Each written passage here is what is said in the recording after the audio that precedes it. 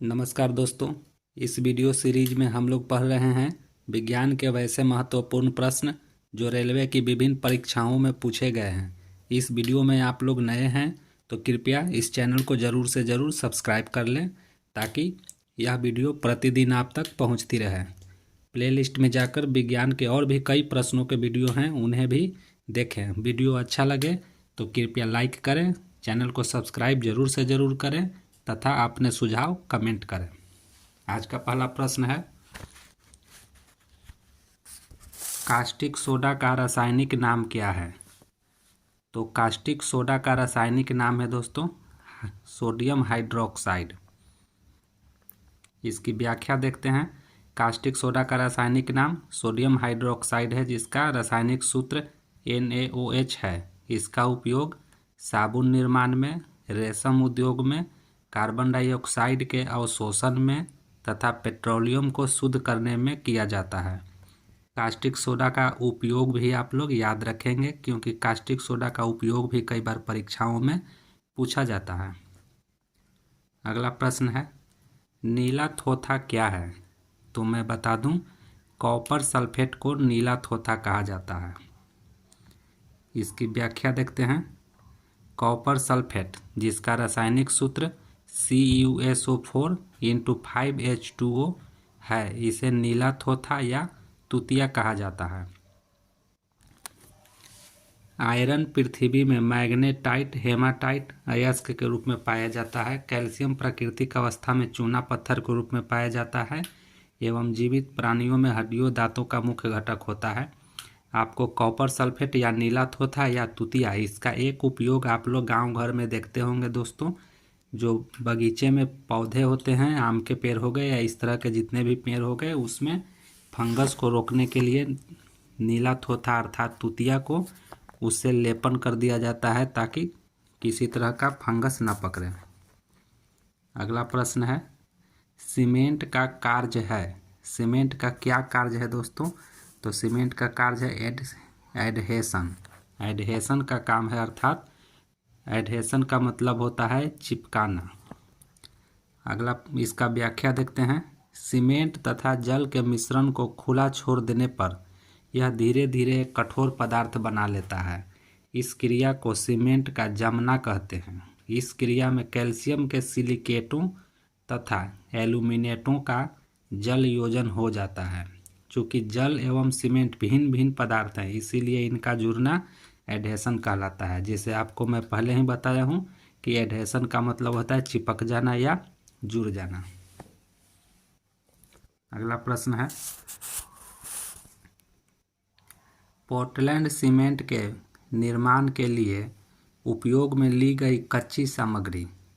तो Portland cement के निर्माण के लिए जो कच्ची सामग्री होती है दोस्तों, वह होती है एल्यूमिना, मिट्टी एवं जिप्सम। सही आंसर बी हो जाएगा। अगला प्रश्न है, अधिक मात्रा में कैल्शियम फॉस्फेट वाला सीमेंट क्या होता है? तो अधिक मात्रा में कैल्शियम फॉस्फेट जिस सीमेंट में होता है दोस्तों, वह द्रुत गति से जमता है, अर्थात बहुत जल्द जम जाता है। आप इसे याद रखेंगे। सीमेंट किस वजह से काफ़ी जल्दी से जम जाता है? तो आप याद रखें, कैल्शियम फॉस्फेट के वजह से सीमेंट जल्दी से जम जाता है। अगला प्रश्न है, प्लास्टर ऑफ पेरिस के जमने में सम्मिलित होते हैं। तो प्लास्टर ऑफ पेरिस के जमने में कौन से सम्मिलित हैं? सही आंसर बी, अन्य हाइड्रेट्स बनाने के लिए जल योजन। प्लास्टर ऑफ पेरिस को अगर हम लोग पानी से अभिक्रिया कराते हैं तो यह जम करके जिप्सम का निर्माण कर लेता है दोस्तों, जिसे हाइड्रेट बनाने के लिए जल योजन कहा जाता है। इसकी व्याख्या देखते हैं। प्लास्टर ऑफ पेरिस जल को सोख लेता है और जिप्सम बनाता है जो कड़ा होता है। प्लास्टर ऑफ पेरिस में जल के अणु जुड़कर जल योजित होकर जिप्सम बनाते हैं जो काफ़ी कड़ा हो जाता है। अगला प्रश्न है, प्लास्टर ऑफ पेरिस का रासायनिक सूत्र क्या है? तो प्लास्टर ऑफ पेरिस का रासायनिक सूत्र है दोस्तों CaSO4 × 1/2H2O, अर्थात कैल्शियम सल्फेट × H2O की बात करती है। अगला प्रश्न है, कास्टिक सोडा का रासायनिक सूत्र क्या है? कास्टिक सोडा का रासायनिक सूत्र सोडियम हाइड्रोक्साइड NaOH होता है। अगला प्रश्न है, सोडियम जिंकेट का सूत्र क्या है? तो सोडियम जिंकेट का सूत्र है Na2ZnO2। सही आंसर बी हो जाएगा। अगला प्रश्न है, जिप्सम का रासायनिक नाम क्या है? तो जिप्सम का रासायनिक नाम कैल्शियम सल्फेट होता है दोस्तों। कैल्शियम सल्फेट को ही हम जिप्सम कहते हैं, प्लास्टर ऑफ पेरिस भी कह सकते हैं। अगला प्रश्न है, एक्वा रेजिया किसका मिश्रण है? तो एक्वा रेजिया काफ़ी एक्टिव एसिड होता है दोस्तों, जिसमें हर कुछ घुल जाता है। हर किसी को अपने अंदर घुला लेने की क्षमता रखता है एक्वा रेजिया। इसे अम्लराज भी कहा जाता है दोस्तों। किसका मिश्रण है? तो इसमें कोई भी ऑप्शन सही नहीं है दोस्तों। इसकी व्याख्या देखते हैं। एक आयतन HNO3 तथा 3 आयतन सांद्र HCl के मिश्रण को एक्वा रेजिया कहा जाता है। आप याद रखें, HNO3 तथा HCl के मिश्रण को एक्वा रेजिया कहा जाता है। अगला प्रश्न है, बेकिंग सोडा का रासायनिक नाम क्या है? बेकिंग सोडा का रासायनिक नाम सोडियम कार्बोनेट होता है दोस्तों। इसे बेकिंग सोडा को खाने वाला सोडा या मीठा सोडा भी कहा जाता है, सोडियम बाइकार्बोनेट। अगला प्रश्न है, निम्नलिखित में से कौन बेकिंग सोडा है? बेकिंग सोडा का रासायनिक सूत्र पूछ रहा है दोस्तों। तो बेकिंग सोडा का रासायनिक सूत्र होता है सोडियम बाइकार्बोनेट NaHCO3। अगला प्रश्न है, एक व्यक्ति केक पकाता है। केक छोटे आकार का वह सख्त बनता है। यह कौन सा संघटक डालना भूल गया जिसके कारण केक फूला या हल्का बनता है? तो बेकिंग पाउडर। आप जानते हैं कि मैदा में बेकिंग पाउडर को मिक्स करके केक बनाया जाता है, जिसके वजह से काफ़ी फूला हुआ बनता है। बेकिंग पाउडर को खाने वाला सोडा भी बोलते हैं, इसीलिए इसे खाने का उपयोग भी किया जाता है। बेकिंग पाउडर में दोस्तों बेकिंग सोडा और टार्टरिक अम्ल का मिश्रण होता है। बेकिंग पाउडर का बेकिंग सोडा केक या ब्रेड को मुलायम और हल्का बना देता है दोस्तों।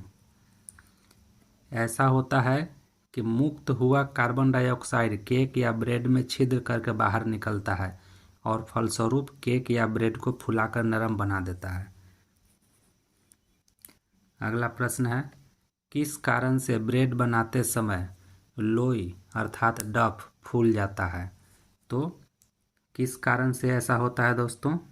तो इसका सही आंसर हो जाएगा ब्रेड सेकने की प्रक्रिया में ऊष्मा की क्रिया के कारण, अर्थात ब्रेड बनाते समय जो उसमें हम लोग खाने वाला सोडा डालते हैं उसके कारण से होता है।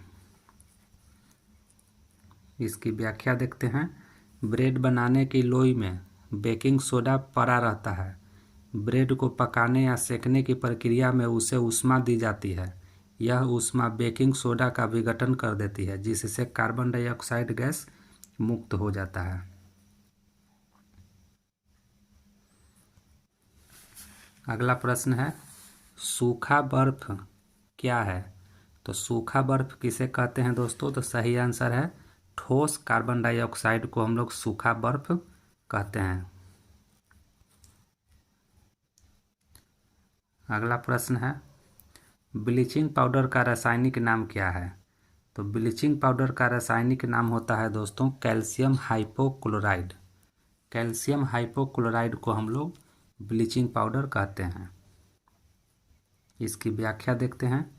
ब्लीचिंग पाउडर का रासायनिक नाम कैल्शियम हाइपोक्लोराइड है। यह कैल्शियम का ऑक्सीक्लोराइड होता है। इसका रासायनिक सूत्र CaOClCl या CaOCl2 होता है। इसे शुष्क बुझे हुए चूने पर क्लोरीन प्रवाहित करके प्राप्त करते हैं। पानी का टैंक साफ करने के लिए सफाई कर्मचारी एक सफ़ेद पदार्थ का प्रयोग करता है। पदार्थ में क्लोरीन की तेज गंध होती है, वह पदार्थ क्या है? वह पदार्थ होता है दोस्तों ब्लीचिंग पाउडर। ब्लीचिंग पाउडर का उपयोग आप जानते होंगे कि पानी की टंकी को साफ करने के लिए किया जाता है।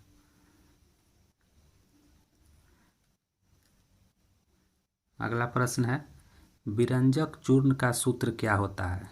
तो विरंजक चूर्ण का सूत्र होता है दोस्तों CaOCl2। विरंजक चूर्ण ब्लीचिंग पाउडर का ही नाम है दोस्तों। हम विरंजक चूर्ण ब्लीचिंग पाउडर को ही बोला जाता है। यह रोगाणुनाशी के रूप में जल को शुद्ध करने में तथा विरंजक के रूप में प्रयुक्त किया जाता है। अगला प्रश्न है, दिया सलाई के निर्माण में प्रयुक्त मूल तत्व क्या है? दिया सलाई के निर्माण में प्रयुक्त मूल तत्व होता है दोस्तों फास्फोरस। अगला प्रश्न है, मैग्नीशियम बाइकार्बोनेट का सूत्र क्या है? तो मैग्नीशियम बाइकार्बोनेट का सूत्र होता है दोस्तों MgHCO3/2। अगला प्रश्न है, वाशिंग सोडा है, वाशिंग सोडा किसको कहते हैं? तो सोडियम कार्बोनेट को हम लोग वाशिंग सोडा या धोबिया सोडा भी कहते हैं। सोडियम कार्बोनेट दोस्तों, सोडियम कार्बोनेट डिहाइड्रेट को वाशिंग सोडा कहा जाता है। इसका उपयोग वाशिंग सोडा के रूप में जल को मृदुकरण में तथा लॉन्ड्री में एवं कांच, प्लास्टिक, सोडा, साबुन, पाउडर आदि के निर्माण में किया जाता है। अगला प्रश्न है तथा अंतिम प्रश्न है दोस्तों, माचिस उद्योग में प्रयोग किए जाने वाला रसायन कौन है? माचिस उद्योग में प्रयोग किया जाने वाला रसायन पोटेशियम क्लोरेट होता है दोस्तों। पोटेशियम क्लोरेट को माचिस उद्योग में प्रयोग किया जाता है।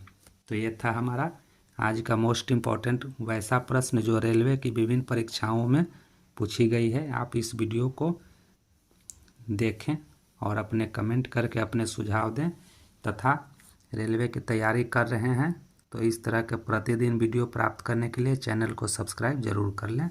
धन्यवाद।